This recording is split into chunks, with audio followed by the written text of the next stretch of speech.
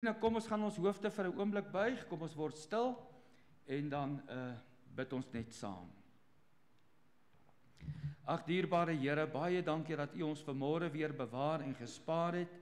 Dankie vir die goedheid en die genade dat U ons bymekaar gebring het. En wil ek kom bid, Here, dat die woorde van my mond, die oordeenking van my hart, Here, voor U welbehaaglik sal wees, want Here, U is my rots, my verlosser en my saligmaker.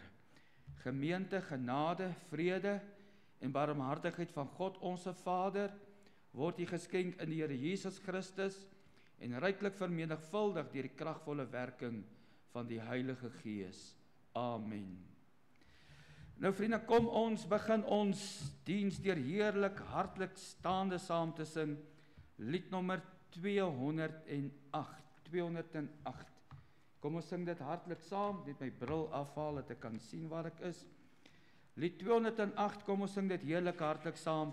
Deur te sien op die kruis, is daar lewe en heil, is daar lewe en oorvloed vir jou. Kom ons sing dit, hartlik staande saam, die eerste en die tweede vers.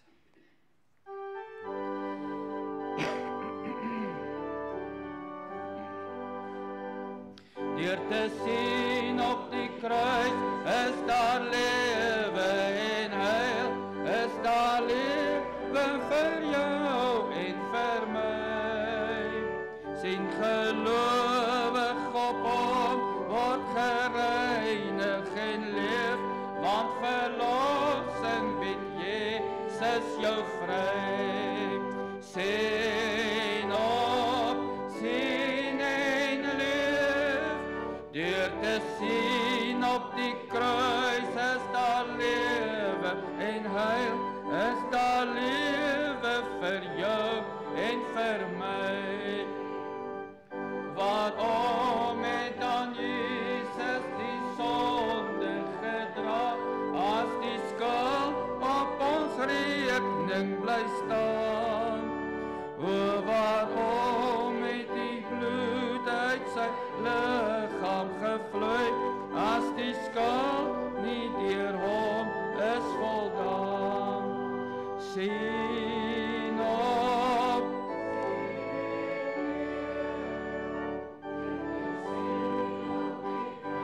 is daar lewe en heil, is daar lewe vir jou en vir my.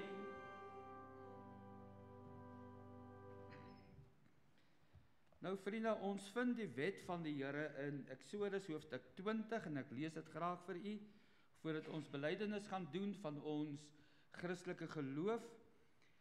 Toe het God al hierdie woorde gespreek en gesê, ek is die Here jou God, wat jou uit Egipte land, uit die slawehuis uitgelei het. Jy mag geen ander gode voor my aangesig hê nie. Jy mag vir jou geen gesneede beeld of enige gelykenis maak van wat bo in die hemel is, of van wat onder op die aarde is, of van wat in die waters onder die aarde is nie. Jy mag jou voor hulle nie neerbuig en hulle nie dien nie, want ek is die Here jou God, is 'n jaloerse God, wat die misdaad van die vaders besoek aan die kinders, aan die derde en aan die vierde geslag van die wat my haat, en ek bewys barmhartigheid aan duisende van die wat my liefhet en my gebooie onderhou. Jy mag die naam van die Here jou God nie ydelik gebruik nie, want die Here sal die een wat sy naam ydelik gebruik, nie ongestraf laat bly nie. Gedenk die Sabbatdag dat jy dit heilig. 6 dae moet jy arbei en al jou werk doen. Maar die 7de dag is die Sabbat van die Here jou God. Dan mag jy geen werk doen nie. Nie jy of jou seun of jou dogter of jou diensknegt of jou diensmaagd of jou vee of jou vreemdeling wat in die poorte is nie. Want in 6 dae die Here die hemel en die aarde gemaak, die see en alles wat daarin is, en op die 7de dag het hy gerus. Daarom het die Here die Sabbatdag geseën en dit geheilig. Eer jou vader en jou moeder, dat jou dae verleng mag word in die land wat die Here jou God aan jou gee. Jy mag nie doodslaan nie, jy mag nie egbreek nie, jy mag nie steel nie, jy mag geen valse getuies teen jou naaste spreek nie, Jy mag nie jou naaste se huis begeer nie. Jy mag nie jou naaste se vrou begeer nie, of sy diensknegt, of sy diensmaagd, of sy os, of sy esel, of iets wat van jou naaste is nie. En toe die hele volk die donderslag en die blits en die geluid van die basuin en die rokende berg op bemerk, het die volk dit gesien en gebewe en op 'n afstand bly staan. En hulle het vir Moses gesê, spreek U met ons, dat ons kan luister, maar laat God nie met ons spreek nie, anders sterwe ons. Dit is 'n wet wat die Here gegee het vir sy volk om te onderhou. En nou kom die Nuwe Testament. Die Nuwe Testament leer vir ons dat hierdie wet is 'n tugmeester na Jesus toe. 'n Tugmeester na Christus toe. En ons kan alleen in Christus die genade vind om dit te onderhou en dit te lewe. Maar ons weet ook die Here Jesus het nie gekom om die wet te ontbind nie, maar om dit te vervul. Daarom dank ons die Here dat ons in hierdie dae die dood en die opstanding van die Here Jesus kan herdenk, wat vir ons hierdie wet vervul het, sodat ons kan lewe deur 'n hart wat nuut gemaak is, weergebore is, en wat die Heilige Gees kom woning inmaak het om sy wil te doen. Broer en suster, kom ons gaan staan, dan doen ons belydenis van ons algemene en ook ons ongetwyfelde Christelike geloof, en kom ons spreek elkeen in sy of haar hart as volg saam.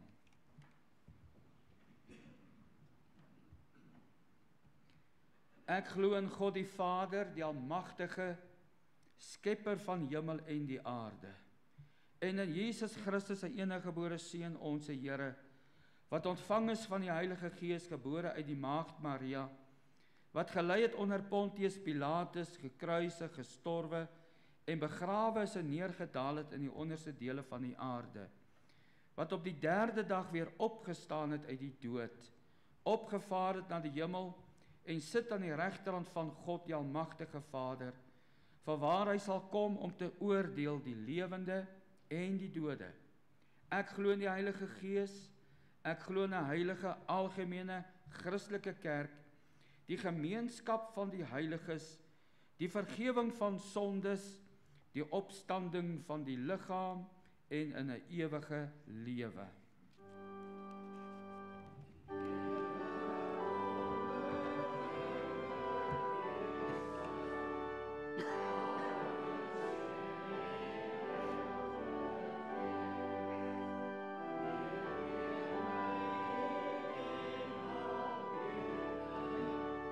U gehoorsaam kind te wees, ons wil sing van al u liefde, en die waarheid wil ons juig.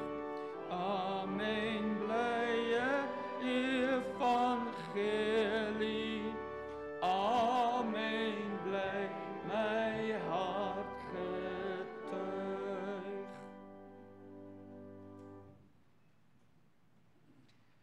Nou, u kan die Bybel saam met my oopmaak. Ons lees uit Lukas die 23ste hoofstuk. Ons gaan lees daarvan in vers 26. Dit gaan natuurlik oor die kruisiging.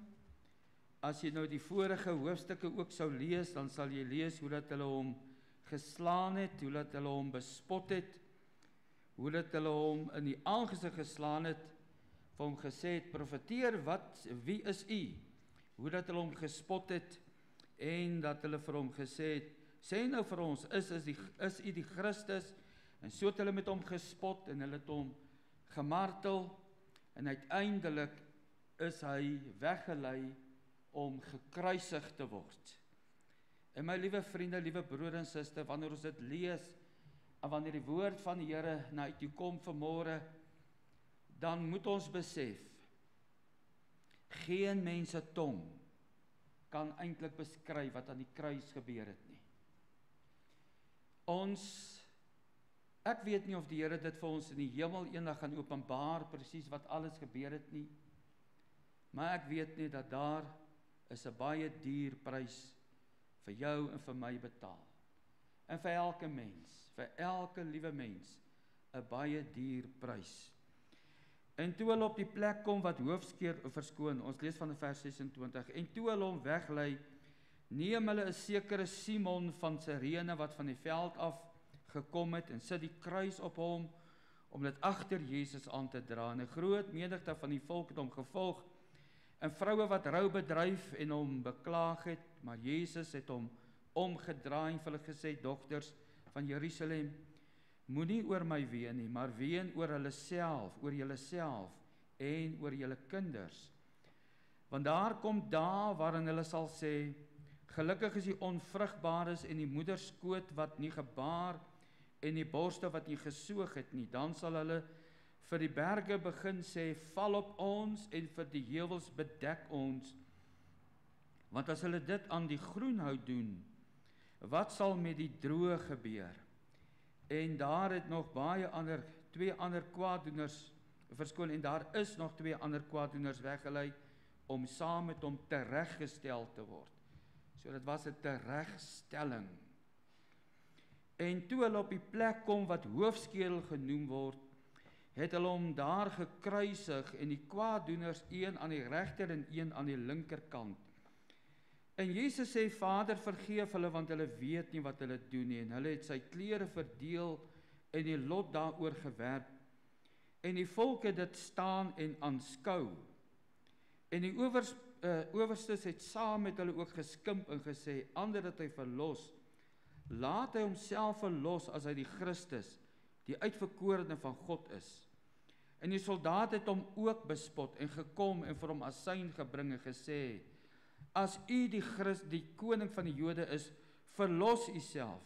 Daar was ook 'n opskrif bokant hom geskrywe in Griekse en Romeinse en Hebreëse letters, hy is die koning van die Jode. En een van die kwaaddoeners wat opgehang is, het hom gesmaad en gesê, as u die Christus is, verlos u self en ons. Maar die ander een antwoord en bestraf hom, vrees jy ook God nie, terwyl jy in dieselfde oordeel is, ons tog regverdiglik, want ons ontvang die verdiende loon vir ons dade, maar hy het niks verkeerds gedoen nie. En hy sê vir Jesus, dink aan my Here, wanneer u in u koninkryk kom.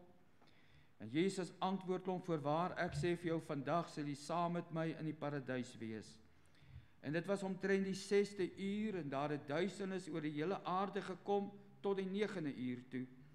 En die son is verduister, en die voorhangsel van die tempel het middeldeur geskeur. En Jesus het met 'n groot stem uitgeroep en gesê, Vader, in u hande gee ek my gees oor. En toe hy dit gesê het, blaas hy die laaste asem uit.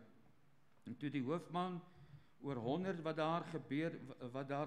wat daar gebeur, het hy God verheerlik en gesê, waarlik, hierdie man was regverdig. En die hele skare wat vir die skouspel bymekaar was, het op hulle borste geslaan, toe hulle sien wat gebeur het, en hulle teruggegaan, en al sy bekendes het ver weggestaan, ook die vroue wat hom van Galilea gevolg het hierdie dinge gesien. Ons gaan net tot daar lees. Kom ons verenig in die gebed, die manne wat kan staan, kom ons staan, dan bid ons saam.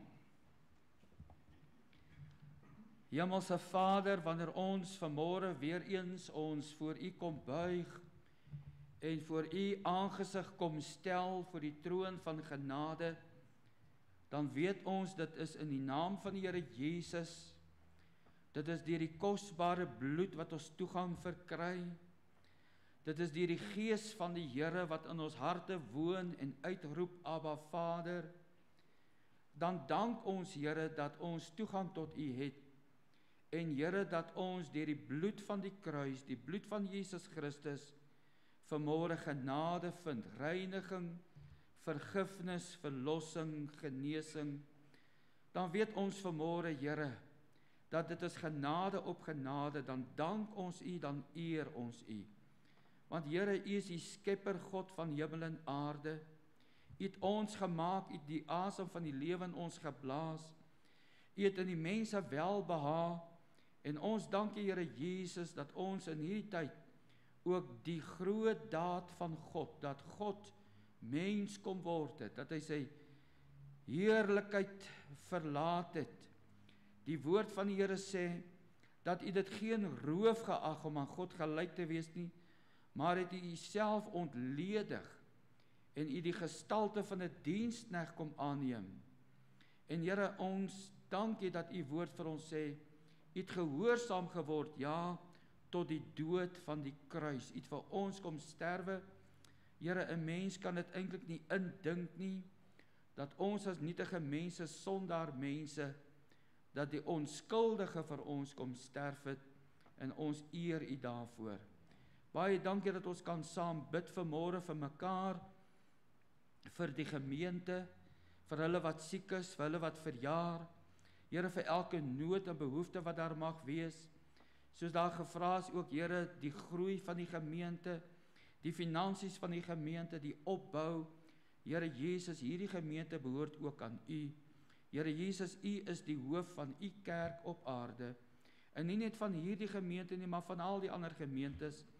Ons bid dat die woord van die Here in krag en in waarheid deur gemeentes, deur predikers verkondig sal word. Ons wil ook kom bid vir ons land.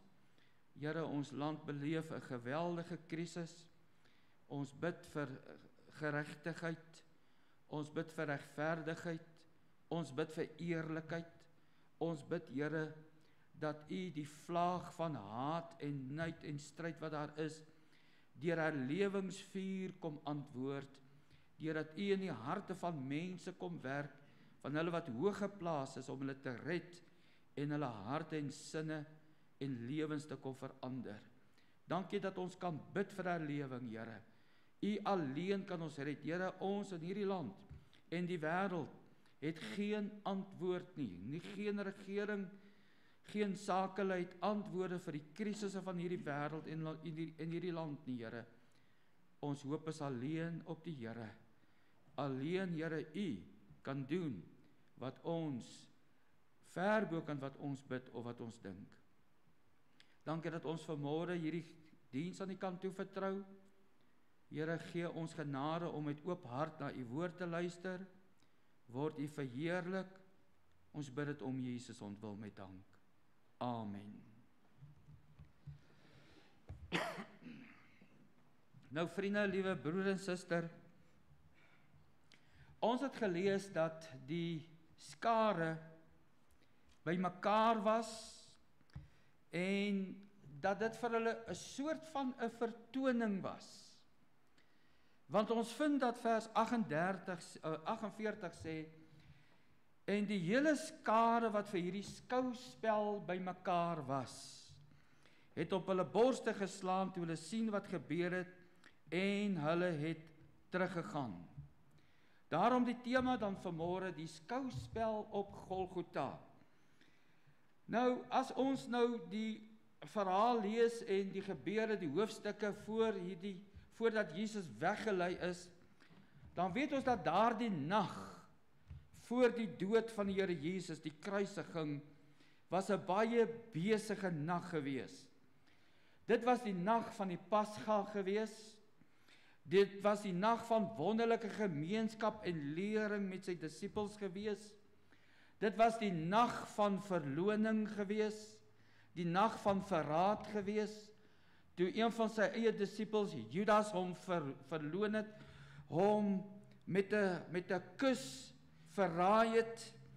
Dit was die nag van worsteling in Getsemane, die nag van gevangeneneming, van vernedering, van veragting, van spot, van lyding.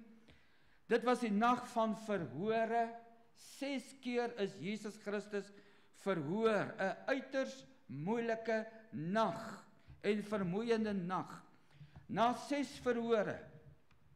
Eers voor Annas, toe voor Kajafas, toe voor die Sanhedrin, toe voor Pilatus, toe daarna deur Herodes weer, en toe weer deur Pilatus.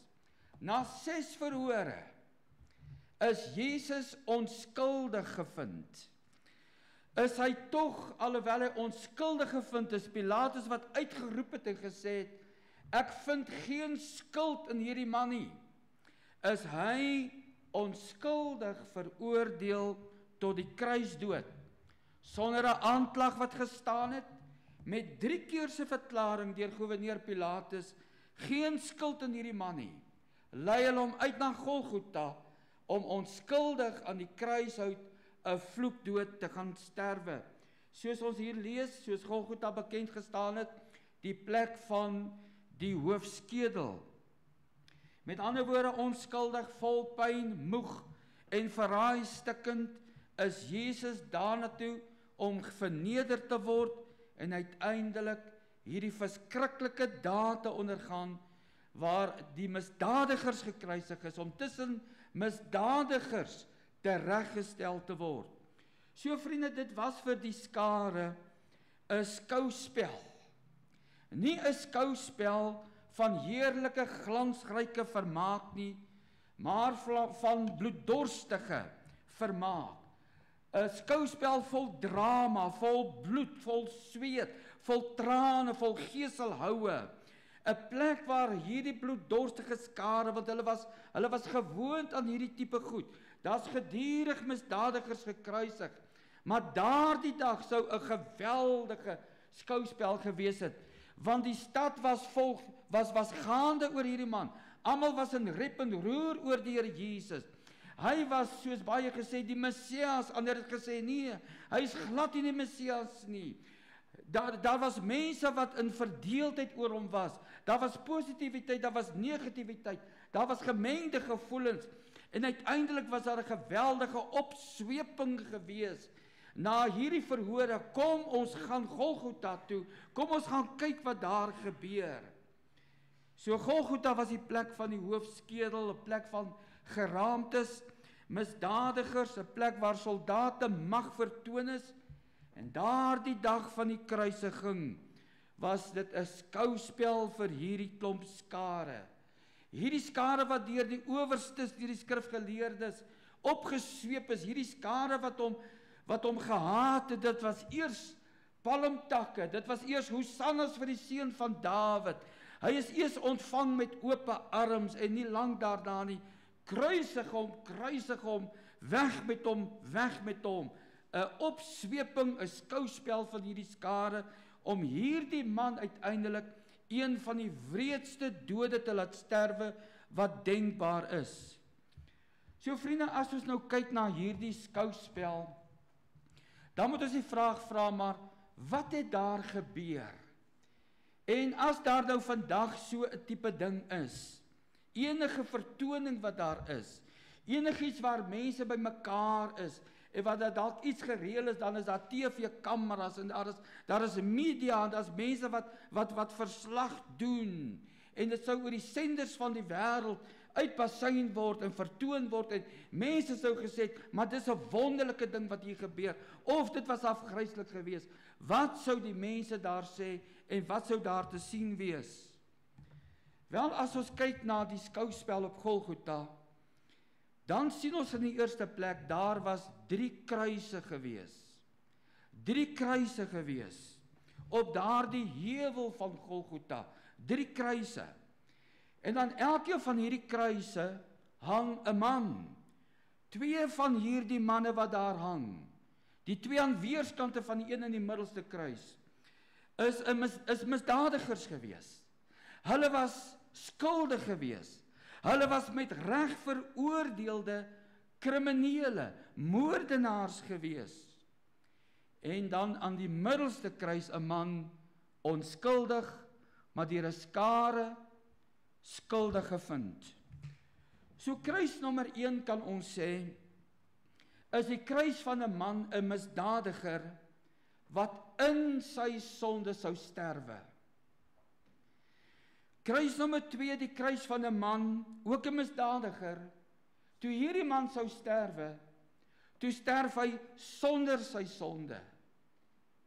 Vergifnis het hy ontvang sonder sy sonde. En kruis nommer 3, die middelste kruis, dis die kruis van 'n man, 'n onskuldige, wat vir sonde gesterf het. So in sy sonde sterf iemand, vir die sondes van mense sterf iemand, en iemand anders sterf in sy sonde.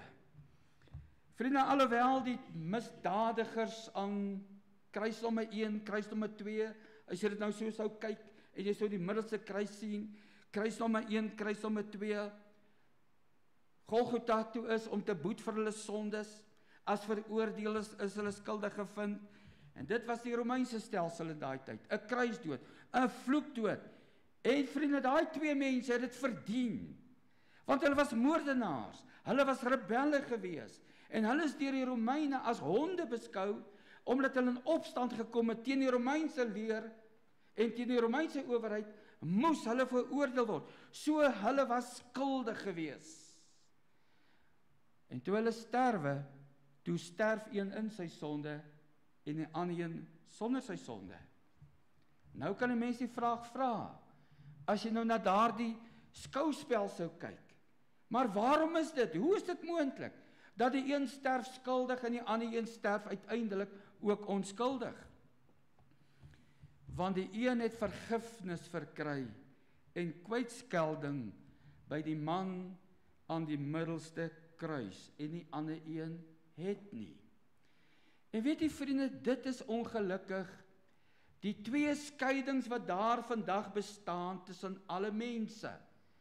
Dit maak nie saak wat 'n volksstam, taal, nasie, kleur, geur jy is nie, maar dit is die skeiding wat daar is tussen mense. Daar is 'n sekere groep mense wat vergifnis verkry het, en daar is 'n sekere groep mense wat nog in hulle sonde lewe, en in hulle sonde sal sterwe. Jy sien, die een sou sterf steeds met sy sonde skuld, want hy het aangehou toe die skare spot en beledig, toe hou hierdie man aan. Hy het saam met die skare, saam met die soldate, het hy Jesus verag, saam gesmaak. Hy was ook deel van hulle wat gesê het, as u die Christus is, verlos u self en verlos ons. Hierdie man wat 'n verlore sondaar gebore is, in sy sonde geleef het, sou so daar hang steeds in sy sonde, en so sterwe. Miskien het hierdie man gedink, dat as ek so saam met hierdie skare spot en hoon en lag, en saam met die skare een word, sal hulle my later van die kruis afhaal. Miskien het hierdie man gedink, hulle sal my as 'n vriend beskou. Miskien het hierdie man gedink, as ek so saam met die skare een is, en saam met hulle spot en lag en hoon en beledig, sal ek hulle guns wen. Miskien sal hulle my van die kruis afbring. Miskien sal ek hulle guns so wen, dat hulle vir my sal sien as deel van hulle. Want net 'n rukkie tevore, moes hierdie man gehoor het hoe die skare uitgeroep het, toe daar gevra is, wie sal ons na die kruis toe stuur? Het die skare soos een man uitgeroep, Barabbas, Barabbas, los hom, want hy moes eintlik kruis toe gaan. Daar moes 'n ander misdadiger gesterf het, in die plek van Jesus. Maar die skare kies dat Barabbas nie sal sterf nie, maar dat die Here Jesus sal sterwe. En miskien het hy gedink, wel, dat as hierdie skare en as die owerstes 'n misdadiger guns gegee het, 'n misdadiger vrygespreek het van die kruisdood, Barabbas vrygespreek het, miskien sal hulle my ook vryspreek en my verlos. Want as Barabbas losgelaat is, sal hulle my ook loslaat. So gaan hierdie man aan met spot en met hoon en met belediging in sy sonde tot die dood intree en hy sterwe. Hy sou so aangaan teen die Here Jesus, soos hy gesterf het, of soos hy gebore is, sou hy sterwe, in sy sondes. Vriende, hierdie man sterf soos wat hy geleef het. En dit is eintlik verskriklik om daaraan te dink, dat hierdie man sterf in die skadu van die middelste kruis, so naby aan die Here Jesus, so naby aan redding en aan verlossing, so naby aan die man wat ook vir hom kon gesê het, vandag sal jy saam met my in die paradys wees, tog sterf hierdie man ongered, sterf verlore. En hoe tragies is dit nie, vriende, dat net soos wat hy in die skadu van die kruis verlore gesterf het, sterf duisende, ja, miljoene mense vandag in die skadu van die kruis ongered. Mense wat so naby gekom het, mense wat gehoor het, mense wat geweet het, maar mense wat verby die kruis beweeg het met hulle eie lewe, met hulle eie planne, met hulle eie ideale, met hulle eie doelwitte, wat verby die kruis geleef het, en net so na die kruis gekyk het en gesê, ons het hom nie nodig in ons lewe nie. Ons kan lewe soos ons wil, ons kan doen soos ons wil, ons is vrygebore, ons sal vry lewe, net om uiteindelik as slawe te sterwe. En dit is die tragiek van die verlore wêreld, liewe vriende. Dat baie mense hoor, baie mense weet, baie mense dink vir 'n oomblik aan die kruis, dat daar genade, verlossing is, vergifnis is, dat hulle dit kan ontvang, dit is so naby aan hulle. Maar hulle gaan verby, en hulle lewe, tot die afgrond van die dood daar is, en hulle in 'n ewige verdoemenis instort. Die rower aan die ander kruis was ook 'n moordenaar. Hy was ook 'n rebel, hy was ook 'n opstandeling teen die Romeinse ryk. En hy was ook skuldig gevind. Hy moes ook daar boet vir sy dade. En hy moes regverdiglik daar boet vir sy dade. Maar toe hy sterwe, toe sterf hy sonder die skuld van sy sonde. Toe hierdie man sterwe, toe sterf hy as 'n geredde, as 'n begenadigde. Toe hierdie man sterwe, toe sterf hy met die versekering, dat vandag as ek sterwe, sal ek in die paradys saam met die Here Jesus wees. En nou weer eens, as ons na hierdie vertoning kyk, as ons na hierdie skouspel kyk, kan ons weer eens vra, maar wat is die verskil tussen die twee misdadigers? Waarom sterf die een in sy sonde? Waarom sterf die ander een sonder sy sonde? Hoe is dit moontlik dat die een genade vind en die ander een vind nie genade nie? Hoe is dit moontlik dat die een gered word en die ander een nie gered word nie? Dat die een die dood van 'n skuldige sterwe en die ander een die dood van 'n onskuldige sterwe? Ons kan die vraag vra. Ons kan vra, het dit te doen met die uitverkiesende genade van God, dat in die ewigheid voor alles daar was, God besluit het, sekere mense sal hemel toe gaan, ander sal hel toe gaan, maak die saak hoe jy lewe en wat jy doen nie, jy is gekies vir die hemel en jy is gekies vir die hel. Dit kan nooit so wees nie, liewe vriende. Maar dit gaan daaroor dat daar aan daardie kruis het 'n man gehang, wat aan die Here Jesus gekyk het en geweet het, dis my kans tot redding, en in wie se hart die oortuiging gekom het, ek moet my wend tot hierdie man, en hierdie man het gered geword. So die verskil tussen hierdie twee mense aan die kruis, langs die man in die middelste kruis, is die man aan die middelste kruis. Rower nommer 2 het hom net voor sy dood gewend in belydenis tot die Here Jesus. Want hoor wat sê hy aan die misdadiger, aan sy maat net so aan die ander kant. In Lukas 23 vers 40 en 42, hy vra vir hom, toe hierdie man nou so spot en sê, verlos u self en verlos ons, kom aan van die kruis en verlos ons. Toe vra hy vir sy maat, vrees jy ook God nie? Terwyl jy in dieselfde oordeel is? En hoor wat sê hy? Hy sê ons tog regverdiglik. Hy sê ons ontvang die verdiende loon vir ons dade. Hy sê vir sy maat, dis reg dat ons hier in die kruis is. Maar nou sê hy vir sy maat, wat hom gespot het met die Here Jesus, sê hy, maar hy het niks verkeerds gedoen nie. En hy sê vir die Here Jesus, nadat hy met sy maat gepraat het, dink aan my Here, wanneer u in u koninkryk kom. Vriende, dis die kortste sondaarsgebed wat daar is, maar dis dis die effektiefste sondaargebed, want in daardie woorde is daar 'n erkenning. Here, ek is 'n sondaar. Here, ons ontvang ons verdiende loon vir ons dade, dis regverdig.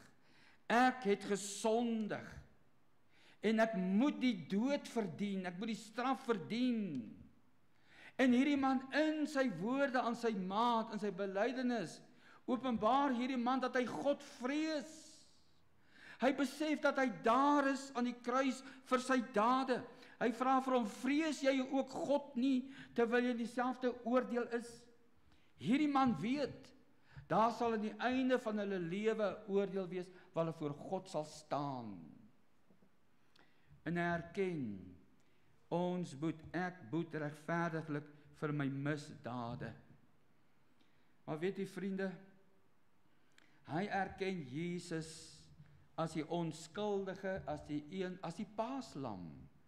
Hy erken die Here Jesus as die een sonder sonde, as die vlekkelose paaslam, wat onskuldig daar lê vir hulle twee se sondes. En hy erken hom as Heer, as 'n meester. Hy sê, Here, dink aan my meester. Hy erken hom as Messias, as die gestuurde van God, as die een wat gestuur is om hulle van hulle sondes te verlos en hulle te red uit genade. En hy erken daar dat hierdie meester, hierdie man aan die middelste kruis, het 'n koninkryk anders as hierdie koninkryk. Want hy sê vir hom, dink aan my Here, wanneer u in u koninkryk kom. En hy sê eintlik vir die Here, Here, u gaan na 'n koninkryk waarna toe ek nie gaan nie. Ek is op pad hel toe. Ek is op pad na verlore ewigheid toe. Here, dink aan my wanneer u in u ewige heerlike paradys kom. Hy erken daar's 'n hemel en hy erken daar's 'n hel. En hy erken Jesus is op pad na 'n ander koninkryk toe. Maar Here, dink aan my. Hy sê eintlik vir die Here, Here, dink aan my, as ek sterwe, gaan ek hel toe. En ek kan nie so sterwe nie, ek kan nie so, soos wat ek geleef het, ek kan nie so sterwe nie. En hy vra eintlik vir die Here, Here, kan u nie iets vir my doen nie, ek is op pad na 'n ewige verlore plek toe. En wat is die resultaat? Ek wonder wat sou die TV-kameras geset en die media berig het, as hulle hierdie skouspel bekyk het, en hulle hoor die man aan die middelste kruis sê hierdie woorde, voorwaar ek sê vir jou, vandag sal jy saam met my in die paradys wees. Vriende, hierdie man sterf met die sekerheid van saligheid, as 'n man sonder die skuld van sy sonde, as 'n man in die oog van God regverdig verklaar. Want dit is wat Jesus kom doen het aan die kruis. Hy het ons sonde op hom kom neem. Hy het ons straf vir ons kom dra. Hy het vir ons wat die dood verdien, het hy lewe verdien. Het hy lewe gebring, dat ons begenadigdes, dat ons gereddes kan wees, dat ons kinders van die Here kan wees. Die groot verskil tussen hierdie twee rowers was die middelste kruis. Die een man het hom aanvaar en die ander man het hom geweier. En dit is maar die vraag tussen ons almal hierso. Dit is die vraag wat elke mens moet antwoord. Was ek al by die kruis om Christus te aanvaar? Of was ek by die kruis om hom te verwerp? Getuig my lewe van 'n sekerheid dat ek dit gehoor het in my gemoed, in my hart, deur die woord van die Here, deur die Gees van God gewerk. Ek behoort aan die Here, want hy het my gered. Hy het my sonde skuld weggeneem. Ek is gewas in die bloed van die lam. Dit is wat die dood van die Here Jesus vir jou en vir my doen. Hy het vir ons kom sterwe. En vriende, van daar af weer klink die boodskap, soos dit vir ons opgeteken is in 1 Timoteus 2 vers 3 en 6, wat sê, want dit is goed en aangenaam voor God ons verlosser, wat wil hê, dat alle mense gered moet word en tot kennis van die waarheid moet kom, want daar is een God en een middelaar tussen God en die mense, Jesus Christus, die man aan die middelste kruis.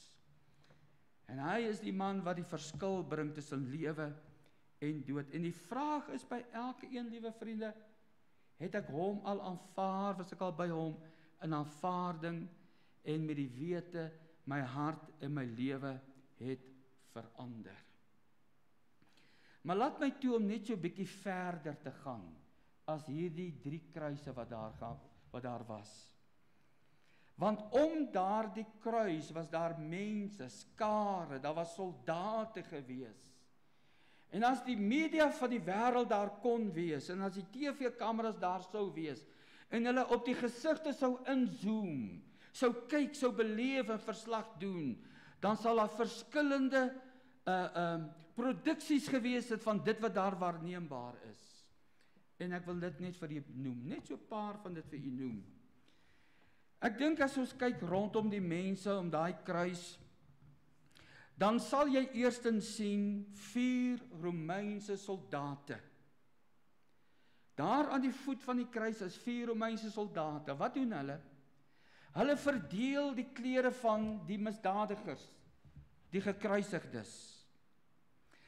Hulle is besig om te lood dobbelstene te gooi en te kyk, wie kry wat? Wie kry die bokleed? Wie kry die onderkleed? Wie kry wat van hierdie veroordeeldes? En so is hulle besig om die klere van die Here Jesus onder mekaar te verdeel. En as 'n TV-kamera op daardie gesigte sou inzoom, wat sal jy sien? Jy sal sê, op daai gesigte sien jy mense wat onaangeraak is deur dit wat in die kruis gebeur. Dit pla hulle nie. Dit raak hulle nie. Al wat hulle pla is, wat kry ons uit hierdie saak uit? Al wat vir hulle nou belangrik is, wat vir hulle tel is, wie kry wat en wat kan ek kry? Wat 'n stuk van hierdie klere kan ek kry? Dis al wat vir hulle tel in daai stadium. Die gebruik by wanneer mense gekruisig is, misdadigers gekruisig is, by Golgotha, was dit die gebruik, dat 4 soldate, want daar was klomp soldate gewees, die werklike werk doen wat daar gedoen moes word. Hierdie 4 moes die veroordeeldes aan die kruis vasspyker. Hulle moes sorg dat die kruis ingestamp word in die gat wat daar gegrou is. Hulle moes sorg dat alles reg is, dat daai veroordeeldes vasgespyker is en dat hulle aan daardie kruise hang. Dit was hulle werk.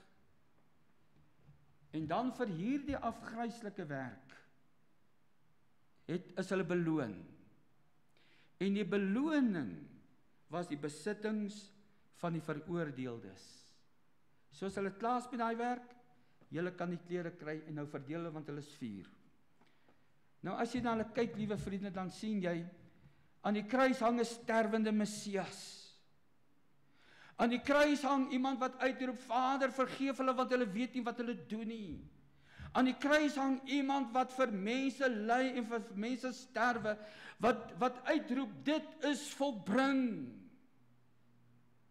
Aan die kruis hang iemand tussen hemel en aarde, besig om te ly, swaar te kry, te sterf, vir hulle wat daar onder die kruis is. Maar alwaar hulle belangstel is, wat kan ek uit die saak uitkry? Daar's geen trek van simpatie by hulle nie. Hulle is nie geraak deur daai pyn en lyding nie. Wat kan ek kry uit hierdie saak uit? En my liewe vriende, as 'n mens nou mooi daaraan dink, dan dink jy aan die wêreld hier buite. Dan dink jy aan mense wat nie geraak word deur die kruis nie. Wat hulle nie stuur aan daardie kruis nie. Wat leef net vir vandag. Wat leef net vir hierdie wêreld, vir hierdie tydelike, vir hierdie aardse, vir hierdie plesier, vir wat kan ek kry uit die wêreld uit? Wat kan ek verdien? Wat kan na my toe kom? Ek leef net vir die oomblik, ek leef net vir nou. Ek het nie 'n gedagte aan iemand wat vir my gesterf het, dat ek die ewigheid kan ingaan nie. Soveel mense, vriende, leef vandag net vir die gemak, vir aardse gerief en aardse voordeel. Nie 'n gedagte aan die ewigheid nie. As ons verder sou kyk, dan sal ons sien daar's 'n tweede gesig wat ons na kyk. En ek dink as die TV-kamera sou inzoom op hierdie gesig, dis 'n gesig van 'n enkeling, dan sal jy sê, jy sien op daardie gesig uiterste verbasing. Hoe kan dit wees? Uiterste verbasing. Ek is verdwaas oor wat hier gebeur het. Dinge wat nou hier gebeur is te veel vir my, ek kry dit nie klein nie, ek verstaan dit nie, waarom het dit nou gebeur, wat gebeur het, en wie sal hierdie man wees? Barabbas. Die woord Barabbas beteken die seun van 'n rabbi. 'n Man wat geweet het wat die waarheid is, of wat veronderstel was om te weet. Maar hy was 'n Joodse patriot, hy teen die Romeine gerebelleer. Hy was in opstand teen die staat. Hy het rebelse organisasies georganiseer. En soos ek net nou gesê het, sulke mense is as honde beskou deur die Romeine. En hulle is vir hoogsverraad aangekla. En die straf sou wees, kruisig hom. Maar liewe vriende, hierdie man, dat iets uitsonderlik met hom gebeur. Want hy die oggend van daardie kruisiging, is hy gereed gemaak om gekruisig te word. Hy sou die derde persoon aan die kruis wees. Maar waarom is daar so 'n verbasing op sy gesig? Want as iemand anders wat nou sterwe. Ek dink as jy net vir 'n oomblik in daai sel kon inkom waar hy eers gelê het, sou jy gesien het hierdie man in vrees en in bewing. Hy wag want hy weet, hy hoor die skare kom nader en hy hoor hoe hulle uitroep, weg met hom, kruisig hom, en hy dink, maar dit is vir my, hulle kom om my te kom haal. Totdat daar gerammel aan die grendels is, en 'n soldaat skoen daai deur oopskop en inkom. En om dalk in die syskop waar hy opgekrul lê en in vrees en bewing en afwagting, en vir hom skielik sê, uit is jy, weg is jy, maak dat jy wegkom. Hy wat nog gewonder en gevrees het vir die kruisdood, skielik sê 'n stem vir hom, maak dat jy wegkom, uit is jy. En hy verstaan dit nie. En dalk het hierdie man nou maar agter hierdie skare aangedrentel, gekyk, maar waartoe gaan hierdie skare nou? En uiteindelik het hy daar gekom en gesien, iemand sterf vir my. En as jy vir daai man sou gaan vra het, kom as jy so verbaas, hoekom is jy so verdwaas? Dan sou hy gesê het, meneer, ek moes aan hy kruis gehang het. Iemand sterf nou in my plek. Ek moes daar gewees het. En weet jy wat, vriende, ons almal kan dit sê. Ek moes daar gewees het. U moes daar gewees het. Ons moes daar gewees het. Maar daar was iemand anders in ons plek, Jesus Christus. Ons was in die sel tot dood veroordeel gewees. Ons was in die sel as gevangenes gewees, as gevolg van die sondeval, en ons skuld daaraan. Maar iemand het gekom, en ons uitgehaal, en gesê, jy's vry, gaan leef jou lewe, want daar's iemand anders, wat in jou plek gekruisig gaan word. 'n derde gesig, dink ek, as die TV-kamera sou infokus op die mense om daardie 3 kruise, sou hulle ook nog weer 'n man sien, vol ontnigtering. Die een is vol verbasing, die ander een is vol ontnigtering. Daar was baie om daai kruis. So hulle daar gedraai, daar gemaal, maar uiteindelik, toe staan daar een man reg voor die kruis. En die Bybel sê vir ons dat hy was die hoofman oor 100. En dit is asof die waarheid, die lig van dit wat gebeur, skielik hierdie man se oë oopmaak. En hy kyk na dit wat gebeur, terwyl die rotse skeur en die grafte oopgaan en daar aardbewings kom. Kyk hy na hom, want die Bybel sê, in Markus 15 vers 39, hy sê, toe die hoofman oor 100, wat daar reg voor hom staan, sien dat hy so uitgeroep het en die laaste asem uitgeblaas het, sê hy, waarlik, hy was die seun van God. In die deel wat ons saam gelees het, staan hierdie man en hy gebruik hierdie woorde, hy was regverdig gewees. Nou wie was daar die hoofman oor 100 gewees? Hy was moontlik die aanvoerder van daardie soldate. Hy was die een gewees wat moes seker maak dat die soldate doen wat hulle moes doen. Hy was die een wat die orde om daai kruis gehou het, dat die skare nie sommer kom en die mense doodmaak nie. Hy was verantwoordelik dat die soldate paraat is, dat hulle doen wat hulle moes doen.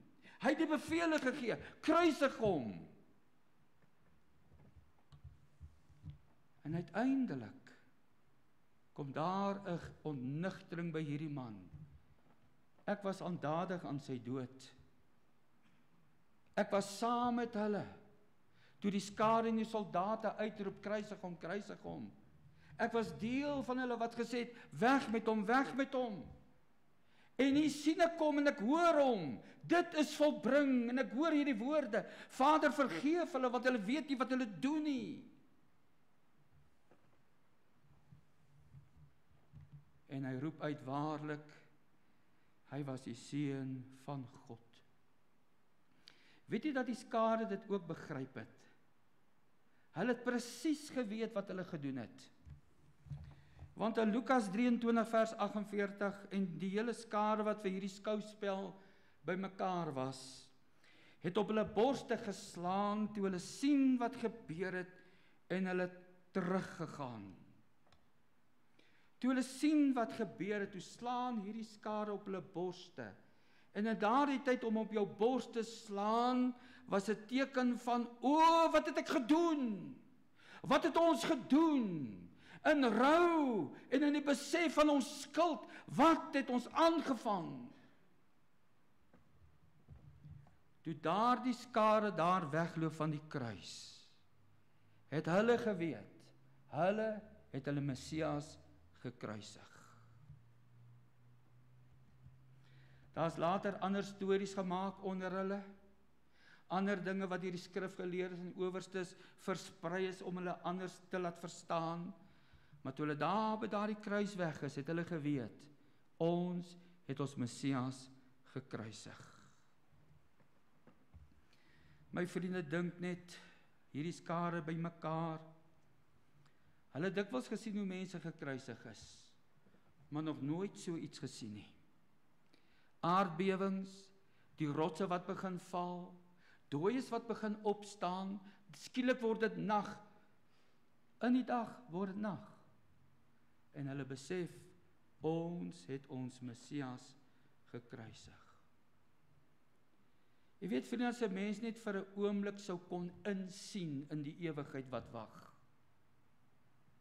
As 'n mens net vir 'n oomblik sou daar kon wees, daardie dag wanneer die boeke geopen word, daardie dag wanneer die basuin blaas en Jesus Christus terugkom, en die dag van veroordeling en oordeel uiteindelik plaasvind, en mense voor hom staan, en sal moet erken en besef, waarlik, hy was die seun van God. En ek het hom gemis. Ek het hom nie geag as die seun van God nie. Ek het hom verby laat gaan. Ek het my lewe geleef soos wat ek wou. En nou het ek gesterwe, en na die dood besef ek, hy is die seun van God. Maar my liewe vriende, my broer en suster, die woord van die Here leer vir ons, is die mens bestem om eenmaal te sterwe, en daarna die oordeel, Hebreërs 9 vers 27. Daarna is daar nie meer genade nie. Ons leef nou in die tyd van genade. Ons leef nou in die tyd waar mense moet besef, hy is die seun van God, ek moet hom aanvaar. Ons leef nou in die tyd waar ek moet hoor, vandag sy sterwe, sal jy saam met my in die paradys wees.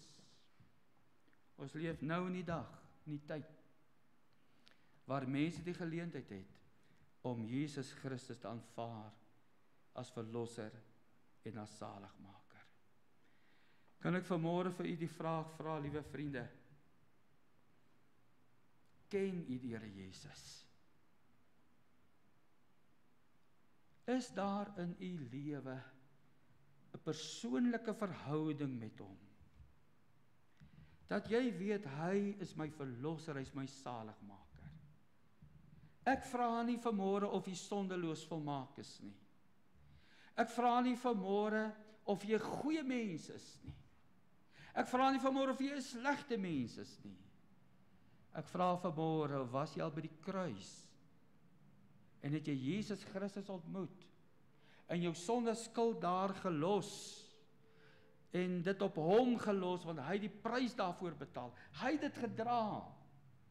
En daar weggestap, met die versekering en die wete, hy het my lewe gered. En die bewys daarvan is 'n lewe wat verander het. Is 'n denke wat verander het. Is my doel wat verander het. Is my wil wat verander het. Dis die vraag. As ons kyk na die skouspel van die kruis, nie een van ons kan onaangeraak daar weggaan nie. Daar is die plek van keuse. Daar is die plek waar jy tot oortuiging moet kom. Daar is die plek wat jy moet wegstap, met die Here Jesus, of sonder die Here Jesus. Maar dis ongelukkig die mens, wat daaroor kan besluit. Maar God se Gees wil 'n besluit maak in jou lewe. Hy wil 'n mens, wat die Bybel sê, die woord van die Here, die woord van die Here sê vir ons, dat die Gees van die Here is gestuur om mense te oortuig van sonde, van geregtigheid en van oordeel. En as hy daai oortuiging bring, dan moet jy antwoord. En mag daardie antwoord positief wees. Amen. Kom ons gaan ons hoofde buig. Dan gaan ons saam bid. Wonderlike en dierbare Here, ons moet vanmôre erken dat ons in hierdie lewe, ons het nie meer baie tyd nie, Here. Dawid het gesê, daar's maar een tree tussen my en die dood. Ons leef aan die einde van die dae. En ek dink aan soveel teksverse in die woord wat vir ons sê, kom nou en laat ons die saak uitmaak. En Here, dat ons nie moet skop teen die prikkels nie. En dat ons die Here moet soek terwyl hy nog te vinde is. En Here, dat dit goed en aangenaam vir God ons verlosser is, wat wil hê dat alle mense gered moet word. Here, wil ek bid vir iemand in hierdie gehoor vanmôre, wat dalk onseker is, wat dalk sê, Here, ek weet nie. Ag Here, dat hulle by die kruis sal bly, totdat hulle daardie sekerheid verkry. Ek wil kom bid, Here, terwyl ons die dood van die Here Jesus herdenk, en ook die opstanding van die Here Jesus, dat daar vir elkeen in hierdie gehoor sekerheid sal wees, en oorwinning sal wees, want Here Jesus, U het gekom, om mense lewe, en oorvloed van daardie lewe te gee. Ons wil net weer vir U sê, Here, baie dankie dat U vir ons in die kruis gesterf het, en baie dankie, Here, dat U vir ons sonde skuld betaal het, en help ons, Here, om ook die koste te bereken, van daardie prys, en vir U te lewe, en vir U diensbaar te wees. Vader, ons bid dit, in Jesus naam. Amen. My vriende, kom ons sing ons laaste lied, lied nommer 80, daar's 'n dierbare kruis, waar my Heiland bewys die liefde, wat hy vir my het. Kom ons sing dit, heerlik, hartlik, staande saam, die verse soos dit daar op die bord verskyn.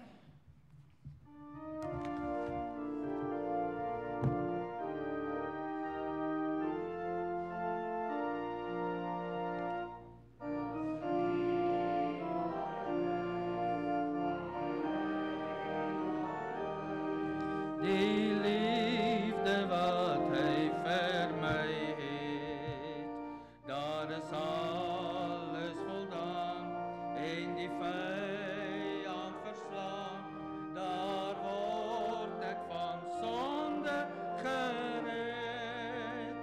By die kruis wil ek bly, tot die stryd hier benee is volstryd, tot ek eens in die hemel sal woon, daar verwissel ons kruis met 'n kroon.